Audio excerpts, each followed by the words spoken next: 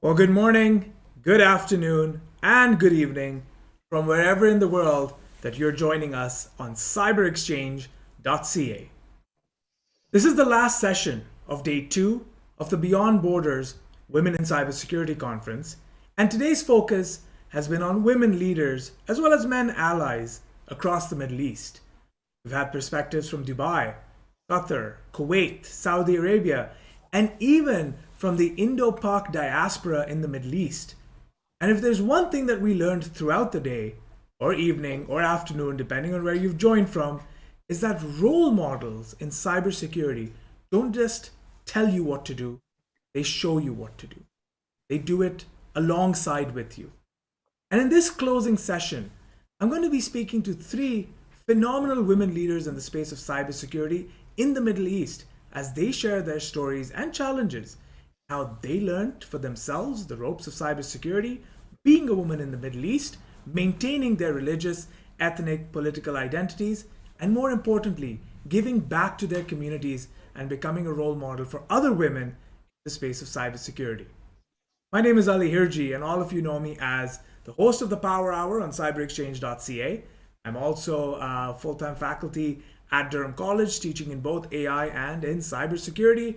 And I'm also a member of the Canadian Women in Cybersecurity Board, as well as the Beyond Borders Women in Cybersecurity Board. I thank you all for joining me for the final session of the day, afternoon, and evening. This conference has been truly inspiring, and when I think about the term beyond borders, I realize that borders are something superficial. Because borders don't define us, it's our bonds that define us, it's our connections that define us. And the 3 wonderful ladies that I'm about to engage with are individuals I have not engaged with before. But I'm sure as we go through this 60-minute discussion, you'll see that we've bonded on the principal goal of making cybersecurity an inclusive space for all, staying true to the CyberX hashtag, We Are Cyber.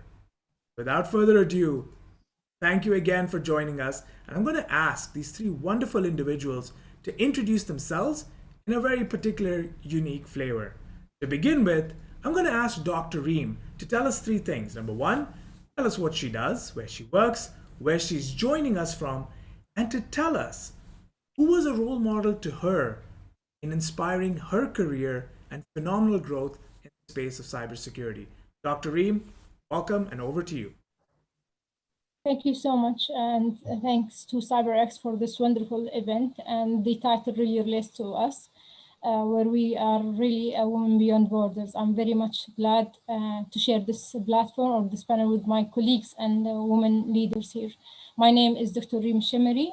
I am the information security team leader in Kuwait Oil Company as earlier, and today I am the digital transformation officer of corporate solutions and oil fields, as well as the Women Cybersecurity Middle East founding partner and board member. I also am a community member in various forums in global and regional cybersecurity entities. What I have been doing in the cybersecurity is actually towards bringing up the attraction to this challenging fields, whether it was from both genders, with a great focus on our women in cyber, because we believe that such talents will be shall help in reducing the gap and shortages being seen and sensed in our field. My role model is actually my mom. She's a strong person as well as my grandmother. They have been a great women leaders throughout their lives. They've been a leader by example. With such traits, we have been brought up.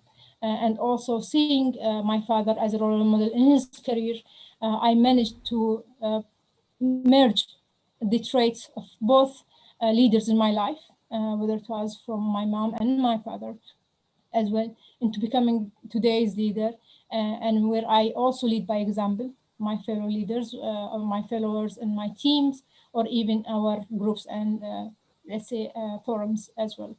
So this is where I'm from, and this is where we're doing, and very glad to share this knowledge and this platform with you. Absolutely. And thank you, Dr. Reem, for that wonderful introduction, but also drawing a clear line of where role models typically can begin, and that is at the home. One of the things that we've heard throughout this conference is we've heard a lot of parents that have been looking at where their kids might be heading to in terms of technology, and a lot of them have not really seen the importance that they play in shaping their children's choices when it comes to choosing cybersecurity as. I'm looking forward, Dr. Reem, to dissecting this in complete depth with you as we move forward. Thank you, Dr. Reem, for that inspiring opening, but also reminding us about the importance of our parents, especially in the formative lives, and even now, if we're fortunate to have them around.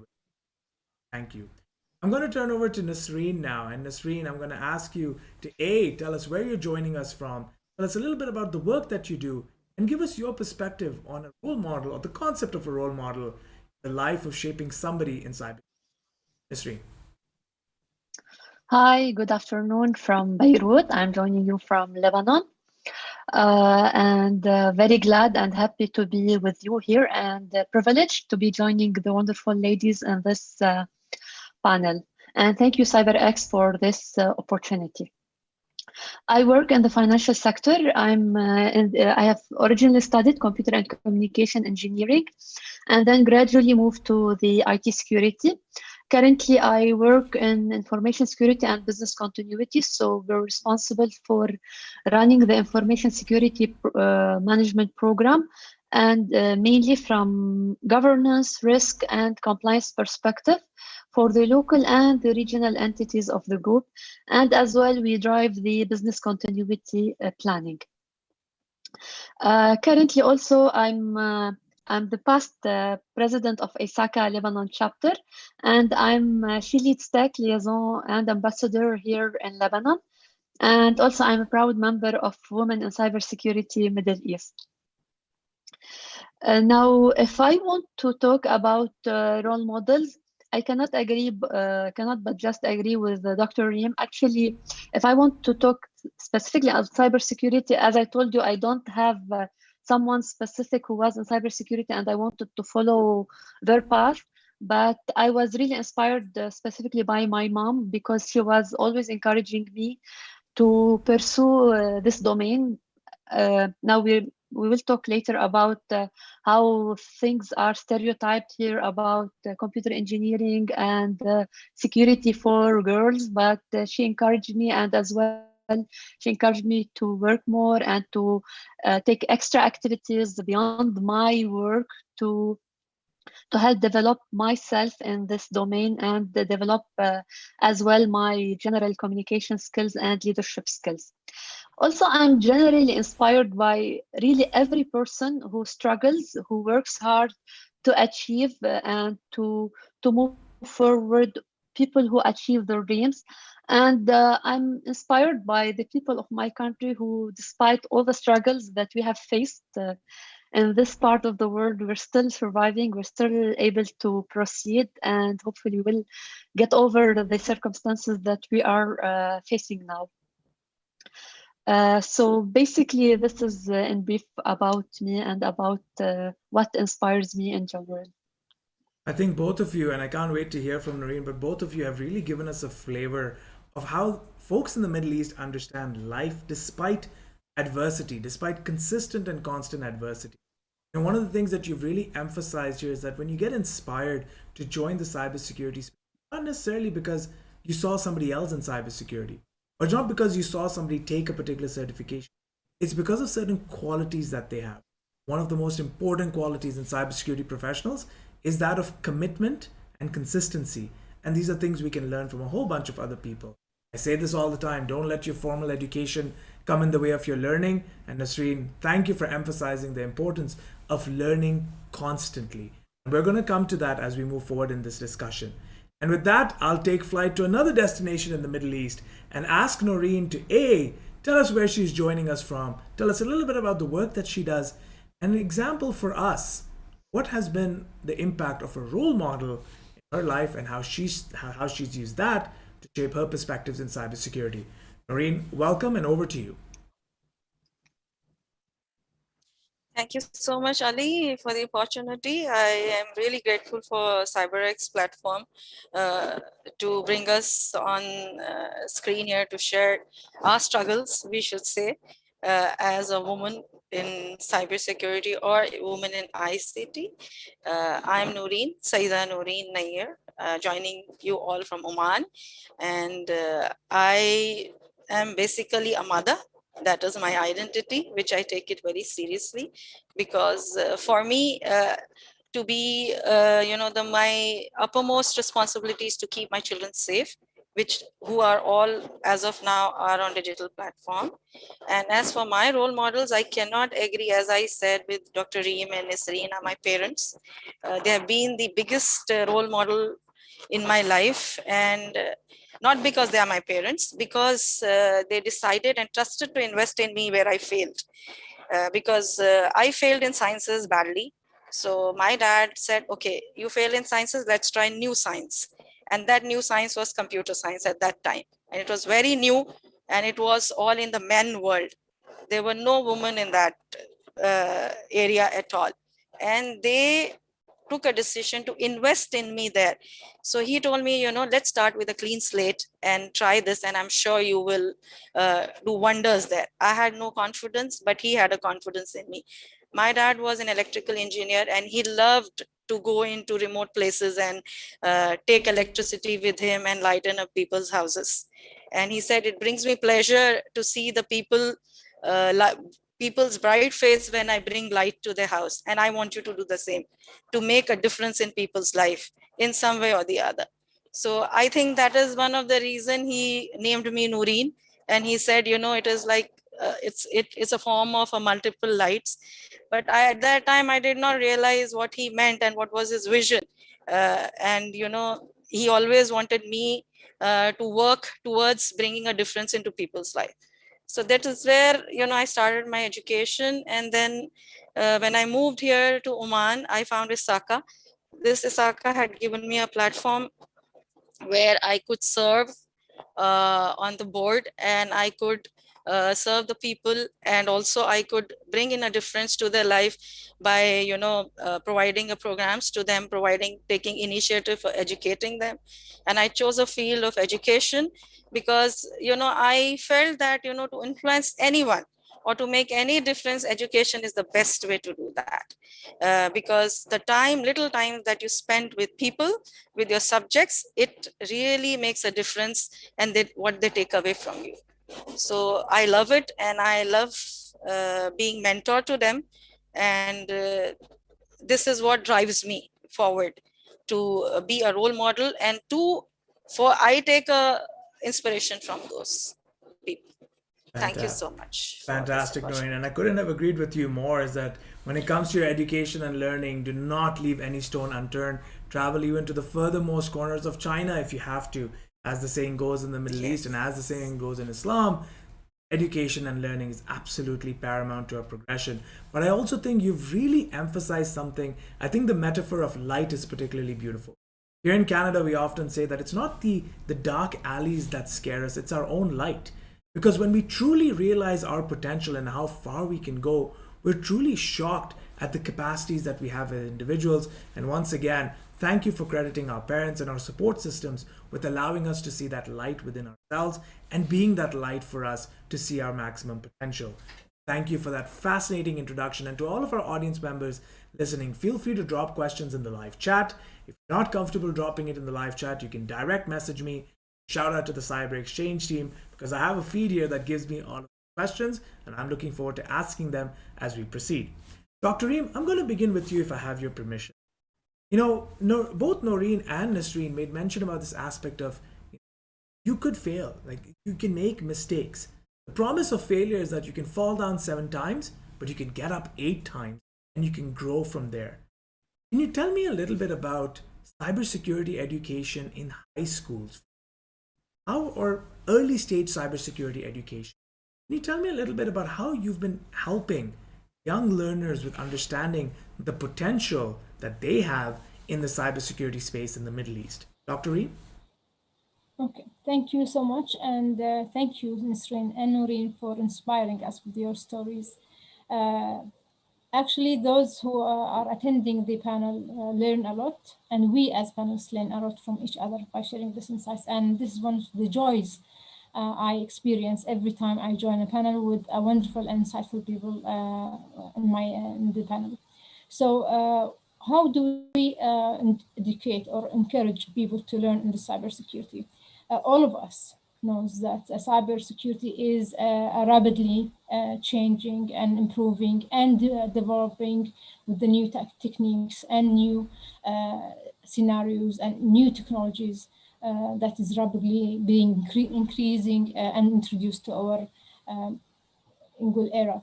We are witnessing in the COVID-19 an accelerated digital transformation. Today, I'm handling and I'm being assigned to lead this journey in my sector, in my energy sector, because it's being accelerating so quickly. And it's need to be embraced with the cybersecurity aspect. When we open these wide spectrum of technology, we need to be aware that such opening will also increase the threat landscape, and we need to be very much aware how we enable that business in a secure manner. So we will continue learning. I will continue learning, and this is what really make them a little bit comfort when I sit with these young learners, with these rising stars, and I tell them that learning, as you have just earlier said, it's a continuous journey. It will never stop. Even the executives and C-suite will always learn from each other. I learn from my 8 years old daughter. We learn from each other. Throughout the years, I have been taking a learning experience from everyone, from each panel session I have been through, from each small discussion I have had it with any of the colleagues or even peers or even new joiners. So when we learn things, we need to be very much focused on having an active listening and be focused to understand better. When we, instead of, in Harvard, when I was there on the executive education program, I have gained a great skill where, as they told us, when you listen, don't listen with the attention to reply back. Listen with the attention of understanding. And this just took me to a different era or a different stage where I have started to listen with the intention of understanding. And actually, instead of replying back, I started to ask more and more questions, which will enlighten me to understand more and more, points and areas where it was blind zones before. And this is what I'm passing to my rising stars, to my young colleagues, to our younger generation, that you need to listen more actively and always listen with the attention of understanding. This is the biggest learning we can have, and this is the greatest technology. Yes, in books we will be able to learn. However, with this scope, with this trending and increasing, field, would rapidly increase, you need to listen actively, and you need to understand, and you need to ask, and never be shy from asking. And there's another aspect, and I will conclude with here, that I always deliberately ask during our meetings, even if it was very small or very, let's say, a simple question. Even if I know that question, I deliberately ask it in front of the whole team members. So those young joiners will have the courage to say, Dr. Reem is asking, so it's okay for us to ask. So encouraging others to ask, encouraging others to be able to, eager to enrich their knowledge is always something that is very crucial for us to be there. And as you said, failure is one stage of learning, and it's one stage of success. Without failures, we wouldn't be here today. So we are very proud of our mistakes, because with these mistakes, we learn from it and become better versions of ourselves.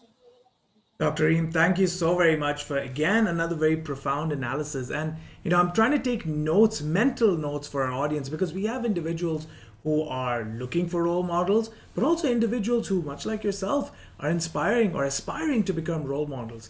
Lesson number one that you can take from Dr. Reem, and this can apply to any sector, not just cybersecurity alone, is that the universe or God has given you 2 ears and one mouth for a reason. So that twice as speak.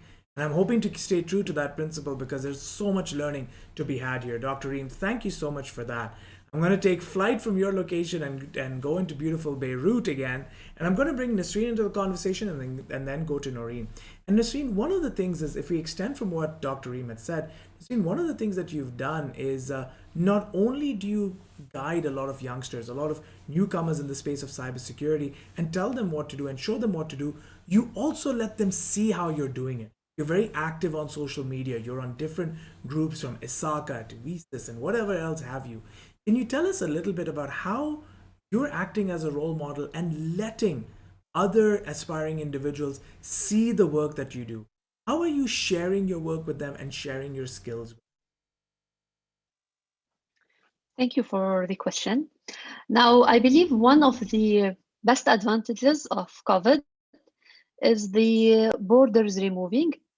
So this allowed us to communicate more, to show and to show the world around us, to be able to deliver our message on a wider scale. I believe that two of the main problems for young girls or women to join cybersecurity are stereotyping and lacking role models. So stereotyping, we're always, in general, expected that men go to STEM and women go to other fields. I mean, when I was young, when I started studying computer engineering, I was being asked, a girl studying computer engineering, why this hassle?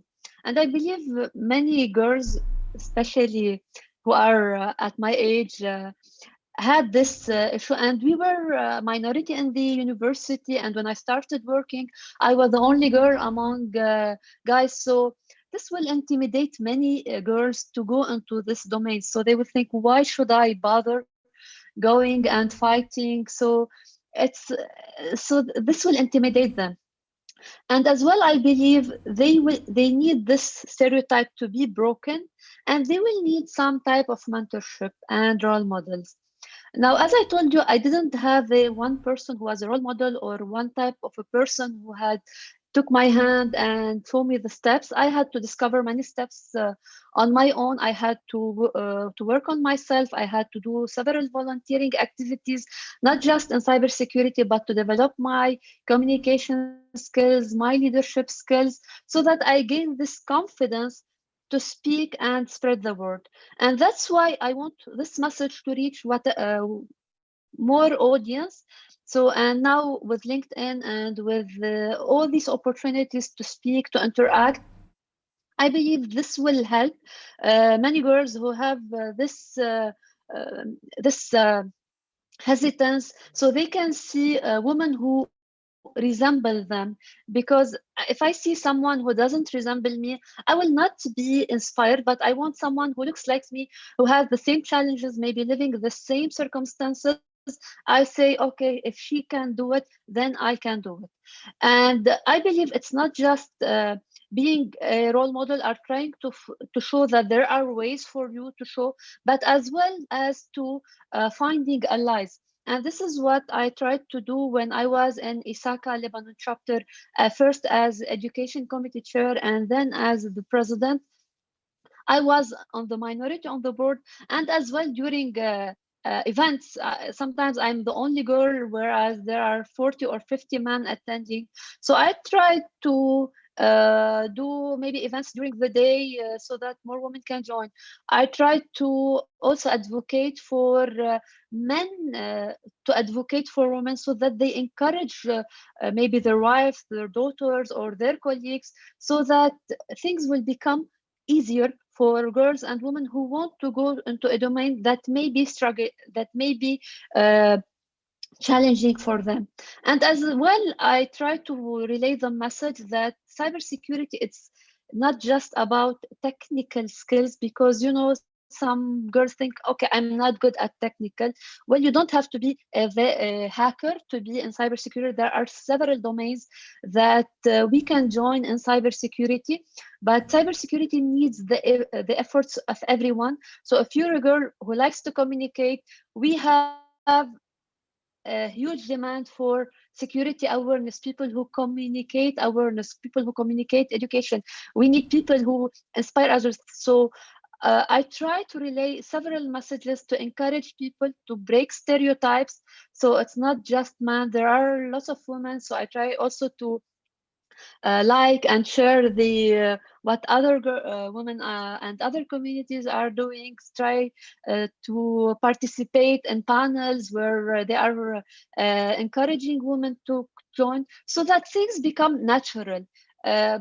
Being in cybersecurity or in STEM becomes natural and the norm, and not something we have to do extra effort. So it's a domain that we can go, as we can go to being a nurse, being health, being in business. So it's a domain that's open for everyone.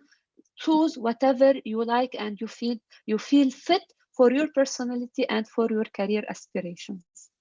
That's very, very powerful because there's two important points that we can take from this. Number one is this aspect of awareness. Awareness is not just being able to understand what the right thing is from a cyber perspective, but also to explain it.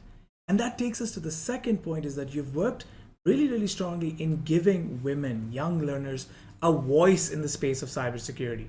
And I thank you and commend all of you for this power of showing up, coming to these conferences, whether it's 8 a.m. in the morning or 8 p.m. in the evening, or even midnight, and making sure that you are participating.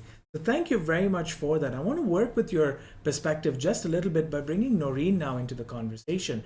And Nooreen, when you're hearing Dr. Reem and you're hearing Nisreen speaking, there's a strategy that they've taken. Here I often tell my students that strategy is basically the art of knowing what not to do. And one of the things that you do very well is you engage with parents and young learners and you guide them with potential career paths in security. Can you talk to us a little bit about what that experience is like in the Middle East and what are some of the challenges you have to deal with, especially as parents consistently are getting worried about the future career paths of their children? Noreen, you're on mute. Somebody had to do it, and Yeah, that. sorry. Yes. No worries.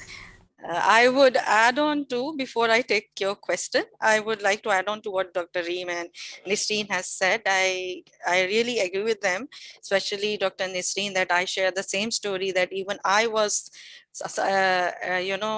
sometimes the only woman in these sessions that were conducted. And there were nobody in a hall of say 60 to 70 men, and that requires a lot of courage to find your voice there. And also at a school level, as you had asked, Ali, that what exactly the initiatives that we need to take is that the cybersecurity education is just not a separate thing. It has to be very holistic and merged into the curriculum at every level. At every level, this is the need of the hour. You just cannot say, as they start chemistry, physics at the grade 6 or at grade 8. The cybersecurity has to start from the very beginning, as they start with their letters, because the child is in a digital space.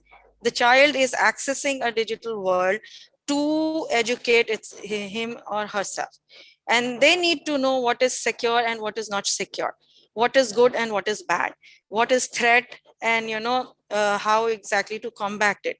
And this education needs to be done not only with the child as well as the parents and the adult who are engaging with the child in their education, because post-COVID, most of the children are on a digital space engaging themselves online for their education.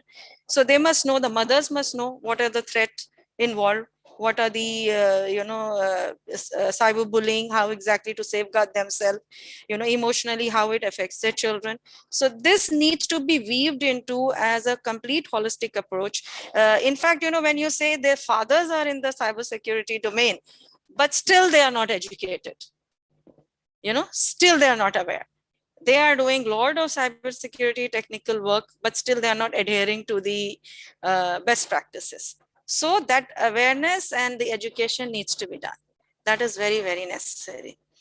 And coming to your question, that the strategy that we need to follow, yes, the parents are really worried about how exactly to provide an education and to deal with the homeworks of the children.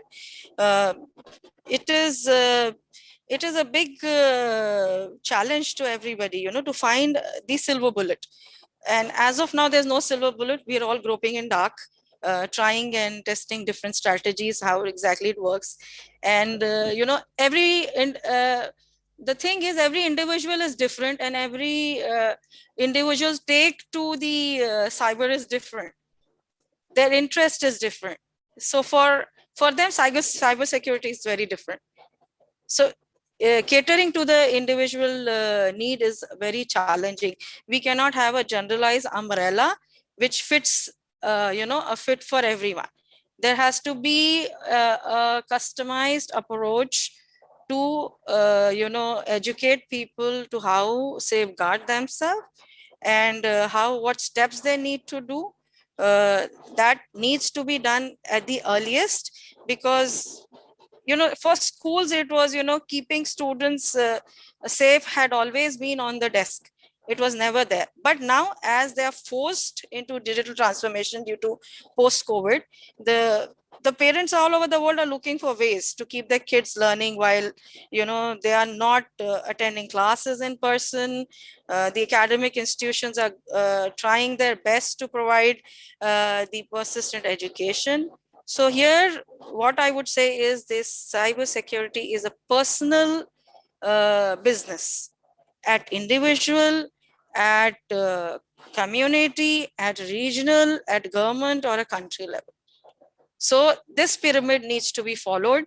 Unless and until this pyramid is not followed, even if the one brick is absent, the whole thing topples down. If at individual level you are not taking care, there's no use for government to enforce policies and procedures. There's no use if the people are not following the rules. There's no use. So we need to enforce that.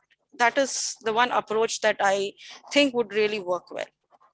Noreen, I absolutely agree with you. And being a member of the South Asian, the East African rather diaspora in the Middle East once upon a time. I mean, I moved to Canada from Dubai in 2007. So, but I think you've really emphasized the importance for our audience. We've got folks here from the Middle East, but we've also got folks tuning in from Canada. Is that context is very important when we look at the academic learnings, especially for kids, both from O levels or an A levels perspective or respective boards that they're following. There are different expectations that are set on children. There are different expectations that are set on our future leaders.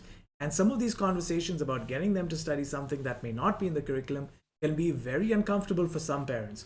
But as role models, and I agree with you, point number 2 is we've got to make people comfortable with being a little bit uncomfortable. So Noreen, thank you for that perspective. Now, Dr. Reem, I'm going to bring this next question to you, but I do want to get everybody's perspective on this. So this question is coming from our audience. As I said in the green room, if there is a question that is something that you're not prepared to discuss, please feel free to tell me and I'll be happy to move on to another question. Dr. Reem, let's begin with you.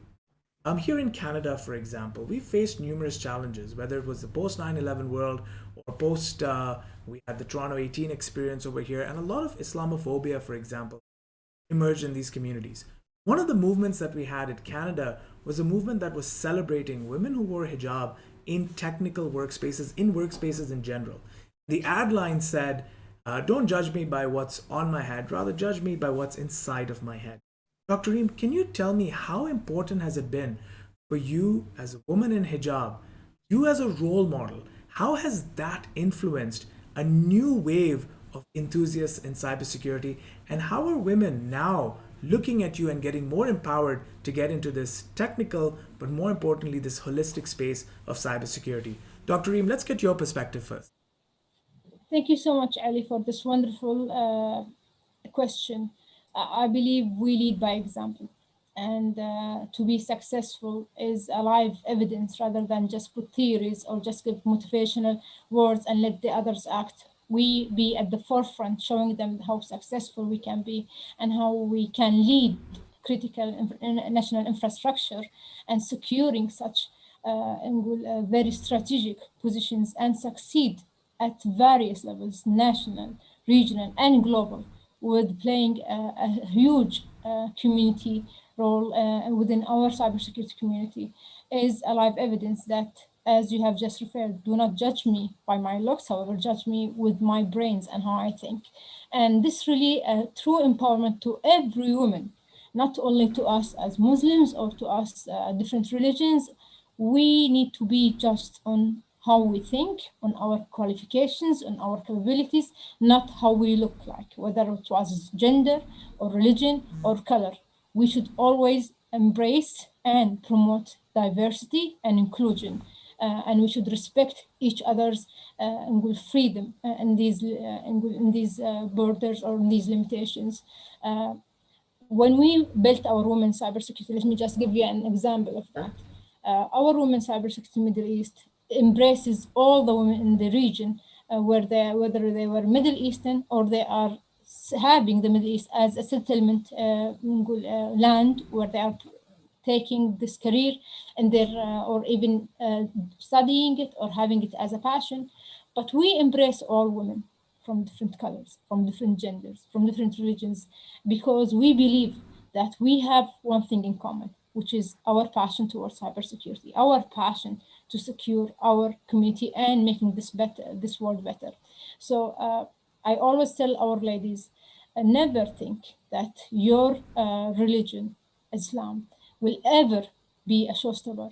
Islam is promoting, as you have just earlier at the beginning said, promoting the education, even if we need to travel to the Far East, China, where our Prophet says, go and seek knowledge, go and spread knowledge. And actually, in our religion, spreading knowledge is seen as a type of worship.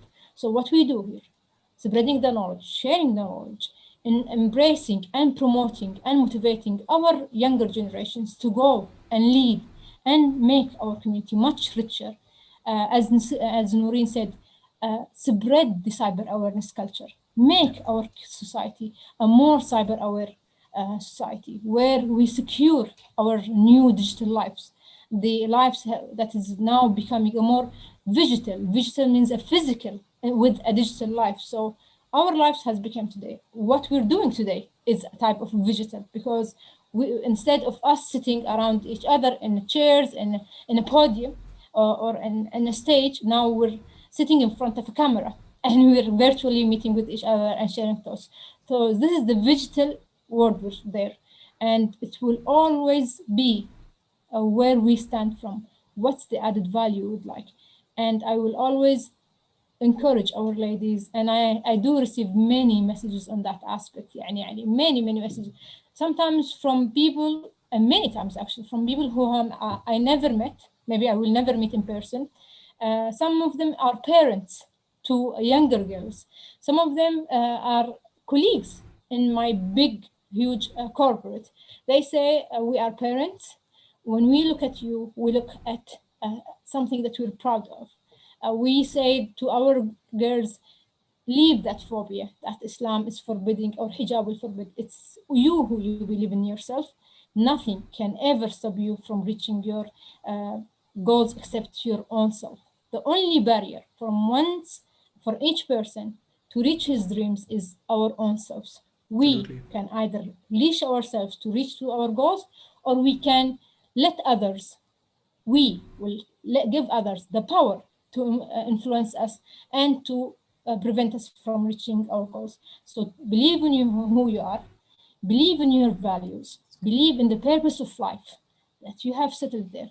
That I am here for this purpose of life, for me, to make this to make this world better, to be a good role model to my kids, to my family, to my society, and to my ladies, and to my community, and to make our prophet proud of this nation that is enriching and spreading knowledge, and of course, make my country proud of me. This is my purpose of life, and this is what I'm raising my kids to follow, and this is what I'm inspiring, alhamdulillah, from what I hear other ladies from different parts of the world to follow. It's never, never how we look, it's always, always how we think and what's inside our hearts and our minds. Thank you, Ali, for asking this wonderful question. No problem. And Dr. Reem, I agree with you. And I say this to my students all the time, is that if you want to move far and you want to go far, you need to get out of your own way. You need to go above and beyond those restrictions that you've placed for yourself. More importantly, Dr. Reem, if I can take 30 seconds, and this question, interestingly, didn't come from someone within the Middle East itself. This came from someone in the North American context. And this person has shared with me the reason for the question, and that is many, and I say many knowing a lot of stories about this, many young women who have moved from the Middle East, for example, or with Muslim identities who want to work in technology and wear the hijab, many of them feel that they have to remove it in order to fit in. And I think it's really important for our audience to realize this, that Dr. Reem, while being a cybersecurity professional, is a well-rounded and well-read individual as well. Besides knowing how to, for example, run a Metasploit test, or do a burp scan for that matter, or know how to do a penetration test, one of the most important qualities of a cybersecurity individual is that they're well-read and well-informed, and they're very good narratives and storytellers. So Dr. Reem, thank you for emphasizing that for us. I'm going to take the same point and come to Nisreen and then Nooreen. And Nisreen, this is a question that's come in which also speaks to your geographical location. And that is, as a woman in cybersecurity, coming from Lebanon, there are often these stereotypes around what folks, for example, in Lebanon or Iran or Iraq, for that matter, if they're in a technical space, often they get branded or they get colored in colors where people assume they might be up to sinister activities. What are some things that you've done as a woman leader in Lebanon to build relationships with your country's specialists, with other leaders as well? Thank you for this question. Well, I think the stereotype that I talked about previously about being a girl in security also applies to many domains. So there's stereotype that Dr. Reem talked about the hijab and how people look at women who are wearing that, and there's stereotype about the specific countries. So if there is some problem there, so they assume all people are involved in these activities and there's no other life going there. This is as well as a problem of the media, and too bad in general people are lazy looking for the truth. So I'm thankful for such opportunities to show the other side of people who previously maybe didn't have the opportunity due to location constraint, geographic constraint, economic constraint to show their message or their voice to reach to others. In my country, we have suffered from long years of war, long years of maybe economic problems, but as well, we as a country were known for our diaspora worldwide. So it's among the most known diaspora that are working hard in several domains. Now, as we communicate, mostly my communication here was through my activities through ISACA Lebanon chapter. We are mainly community of people who are educated mainly in the IT audit, cybersecurity, and regulatory domain. We represent a good part of the community. So through events that we have, we tried also to to participate in activities not just for the community so that we spread the word, and as well being part of an international community. So as you know, ISACA is international, so attending some conferences outside and talking about the activities of the chapter, or raising awareness about the community here sure helps in spreading that we are people who are working more on cybersecurity. We have lots of companies, we have lots of startups, we have lots of people who have the potential to show. And as I mentioned previously, the COVID has helped from that perspective to let these people online show more. And now there's lots of people who are having remote jobs from Lebanon in development, software development, and coding. So I do believe that speaking at such events, me and many other colleagues and participating will help to show that we are people, normal people who work in cybersecurity, who get certifications, who develop ourselves. We know how to talk. And we have the same concern that all over the world. We are afraid of cybercrime. We want to combat cybercrime. We want to raise awareness. Cybersecurity awareness. We want to educate the people and the best practices to protect themselves, protect their families. So we are one word, and especially in cybersecurity, because cybercrime attacks all over the world. So when there's a malware in the US, it will directly reach us here everywhere. So we need to all to communicate. We need to all to join efforts to combat cybercrime, because it doesn't differentiate between countries. It is cross-border. So cybersecurity has to be cross-border so that we combat this organized crime. Absolutely. And, one of the most important elements of everything that you just shared with us is, COVID-19 has taught us one thing, that as humanity, we all have needs.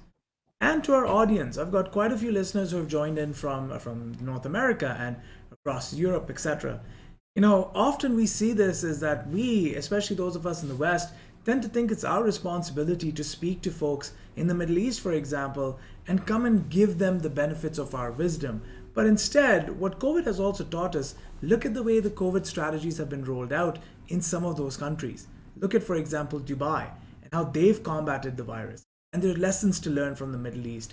I thank you for being very courageous, Nisreen, in not only just reminding us about, hey, there are people in the Middle East who do cybersecurity just as well, if not better, but they're willing to share. And we here should be willing to learn just as much as we like to teach us to learn, and we need to embrace that. So thank you for another really powerful feedback for role models and aspiring role models in the space of cybersecurity. Nooreen, I'm going to come to you. This is another question that's come in, and I'll rephrase it just a little bit. If someone can see it, they can believe that they can be it. When someone sees you, for example, and much like Dr. Reem, and I'd also like Nisreen to a certain regard as well, again, you are a woman who proudly wears a hijab. In fact, to our audience, I'll tell you before this session, Nooreen had absolutely no worries telling me, Ali, I need 5 minutes. I need to say, I believe it was the evening prayers or the afternoon prayers, and then I'll be back. How much time do I have? Without disrupting any pieces of the process, she showed up early, did her piece, and said, I'll be back in 5 minutes. Nooreen, you wear your religious identity very proudly, and you follow it through. Can you tell me a little bit about how your involvement in the community is now bringing cyber conversations, for example, in community groups, in mosques, especially now as most services happen online? Ramadan is coming up. Many things are just going to be online. How are you ensuring that your internal community also stays cyber safe? Marie. Yeah, thank you so much, Ali, for such wonderful question. I would like to also add a comment on the previous question that you had Please. asked Reem and Dr. Nasreen, that, wearing a hijab can hinder your growth.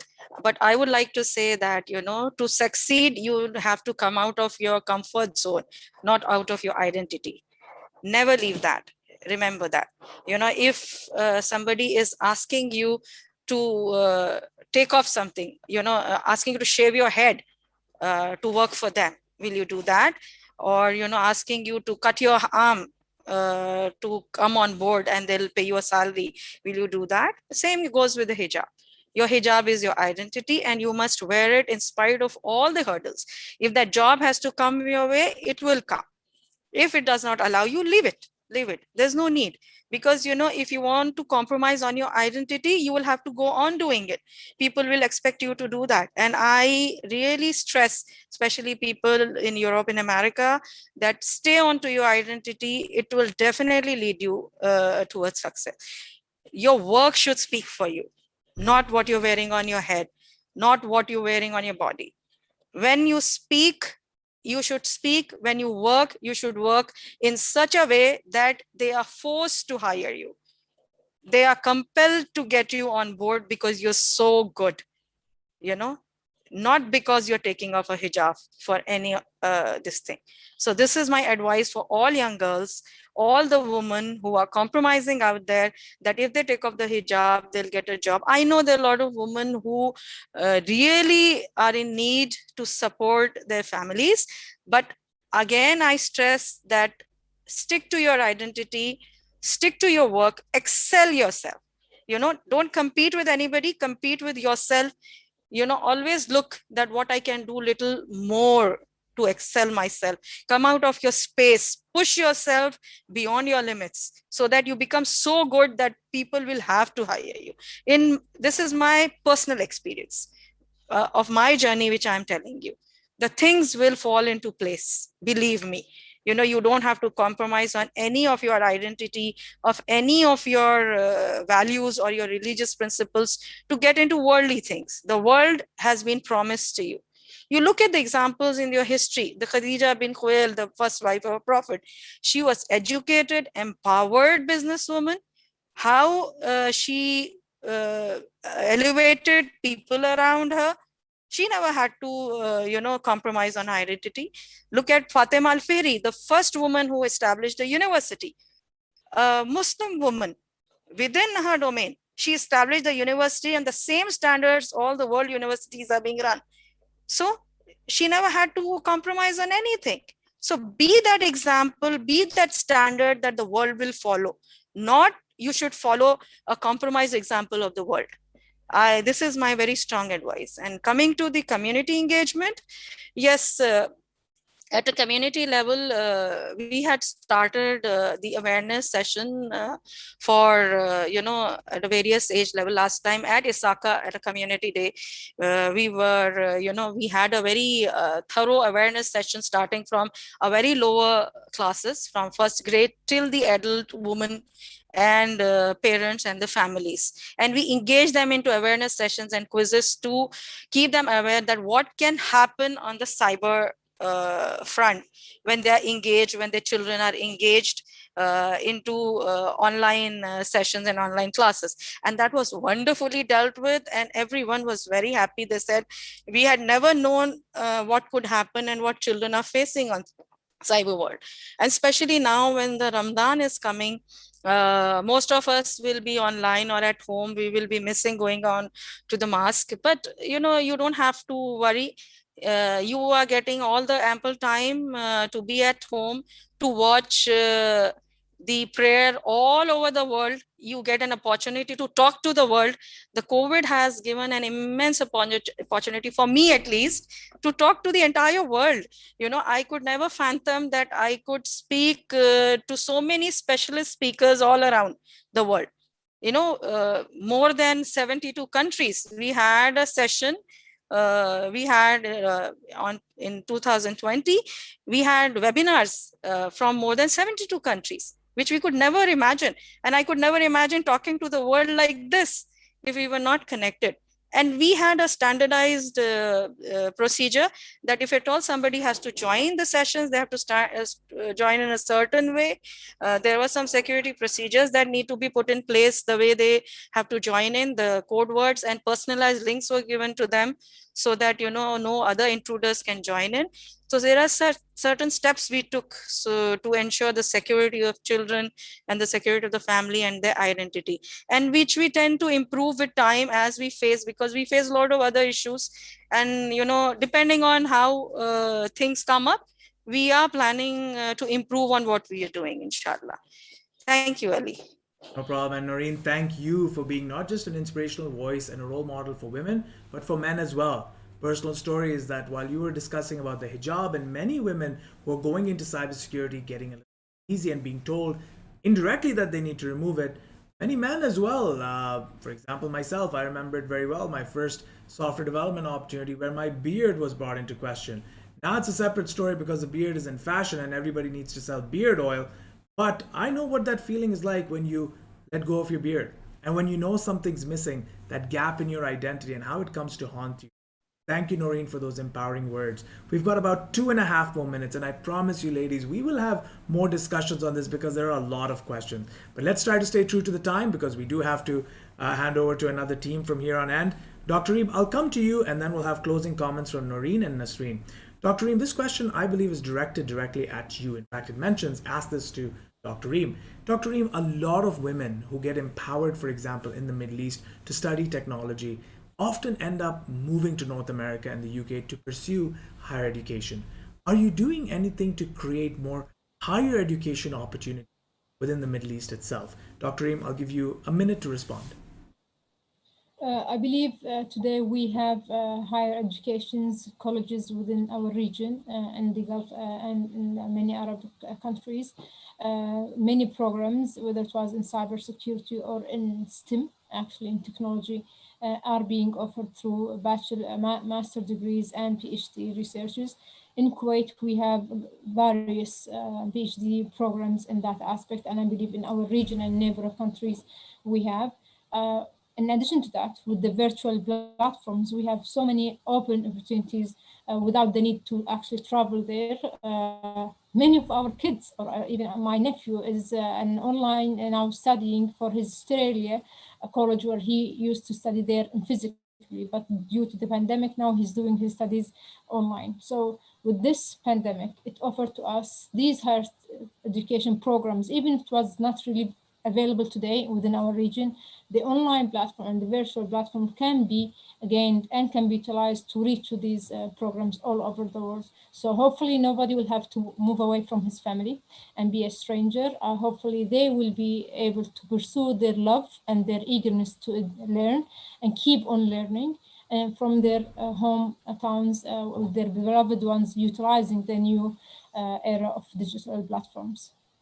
Reem, thank you as always. Nisreen, very quickly, if somebody wanted to get in touch with you to discuss more training programs in different languages, how could they get in touch with you? And do you do training programs and engagements in languages besides English? Well, actually, they can reach me on LinkedIn. I'm reachable on LinkedIn, Nisreen Al Khatib. Honestly, it's mainly English, but recently I'm starting an initiative, a personal initiative, a page on LinkedIn, which is still not very active, but I'm starting it. It's called ثقافة ساك. So it's my target is to have more awareness and education related to cybersecurity, but in Arabic, because I believe there are lots of awareness and education topics in English, but we don't have this material in Arabic. I will start posting some personal videos. I started with one video, Signal versus Telegram versus I saw that video. Yep. WhatsApp. It's in Arabic, so my target is to have more Arabic content, awareness Arabic for the general public, not technical material, because I believe this material we have to provide it in the language that we speak and not just translate language, because we're talking to the general public, so we don't want to have this translated language. We have to originate the topic and the content in the original language. So this is a new initiative that I started. I still didn't have enough time to put the effort because with my career and other volunteering activities, but hopefully I will do more effort to make available of such content in the Arabic language. So they can start following ثقافة ساك on LinkedIn. And as well, they can connect with me on LinkedIn, Nisreen Al Khatib. Thank you. Fantastic. And what I will add is to our audience that you're watching, you're seeing those little tickers with data going below. Details of Nisreen are available there as well. But also, you can connect with Nisreen on the Cyber Exchange platform as well. And I can hear Maddie Raza, the CEO of CyberX, speaking into my ears and saying, hey, Mr. Board Member, do your job. And also a reminder that, Nisreen, you can also run some of those training sessions or discovery sessions on the Cyber Exchange platform. And I'm sure Maddie will be reaching out to you to see what content you can co-create for Arabic speakers and other languages. Nooreen, similar question to you. If somebody wanted to get in touch with you and look at awareness programmings in different languages or for different groups, how could they do that? And can you comment on what your future looks like in terms of future projects you'll be taking? I'll give you a quick minute for the closing comment. Yeah, they can, as Nisreen said, get in touch with me on LinkedIn as well as WhatsApp and with my email, surely. And for the content in Arabic language, I can share the details that there is very good content in Arabic for machine learning and AI for emerging technologies. So inshallah, that details I will share it with Ali and he can share with the audience. It's a very detailed and good content if you really want to learn in these get into artificial intelligence, which is my core area. As for me, I started actually as a data enthusiast, and I'm still that.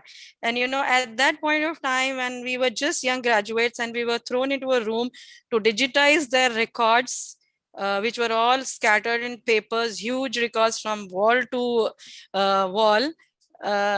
We could find information unstructured, unprotected, unsecured, lying around everywhere, and we could find it, and you know, we could have done anything with it. So at that time, we tried to educate so many people. We knocked so many doors, and we were thrown out. Nobody believed us, you know, that this kind of thing exists. You know, a data which is structured, a data which is protected, data which is controlled, data which is documented is very easy to control, even though you lose it. Suppose you lose your credit card, you can immediately call your banks and you can ask them to, you know, cancel it. But the data which is unstructured and lying around, you can't do that. And that data is called dark data. You know, you should be aware of this dark data. Otherwise, you know, the cyber threat is huge if the people are not aware of the dark data that they're carrying. Now, if Nisreen loses her purse in one way, she can cancel her credit cards and passport she can apply for. The dark data that lies in her purse, she cannot control it. The receipts, the grocery slips and all that, that is dark data, and intruders can get into that, and, you know, they can do so many things with it. So for us, you know, there's a big challenge still, creating that awareness of being careful of what you are carrying around, because you yourself is a subject, a very precious subject, a big, huge content of data moving around. So I urge people that be careful of what you're carrying on yourself. You know, protect yourself in terms of physical, cybersecurity, as well the information that you are floating around. So this is what my vision is, that, you know, the entire some part of dark data should be structured to have a proper security measures put in place, proper data governance procedure put in place into the organization. So I work in that area of awareness. Hopefully we succeed. And at ISACA, we are doing a lot of good work for women in terms of She Leads Tech, as Nisreen has touched upon that subject, that to you know, educate, empower, and elevate. We bring in women from homes, you know, those women who had forgotten that there's world outside, and we provide and open the doors for the education and webinars for them. We are engaging the youth, the college students in our programs.